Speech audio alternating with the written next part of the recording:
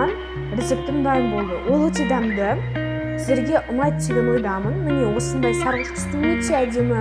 Маған өзіме қатты ұнады. Әрі үйдегі барлық азық-түліктен жасауға болады. Ең алдымен 3 жұмыртқа керек және 200 грамм қант. 170 грамм қосуға да болады. Ол үшін біз 3 жұмыртқаны жарып, аз мөлшерде қантымызды 3 реттен араластырып, осымен ақ түске дейін араластыруымыз керек. Концентрациясы жоғары болған сәттен бастап, өзіміздің айранымызбен сары майымызды 200 граммнан қосамыз. Мен өзім 100 грамм сары май қостым. Себебі мен сары майды қатты жақсы көрмеймін. Одан кейін барып өзімнің арасында ваниль сағат қосуға болады, ұмытып кетпесем. Және де 350 грамм немесе одан аз, немесе кем болатындай ұн қосыңыз.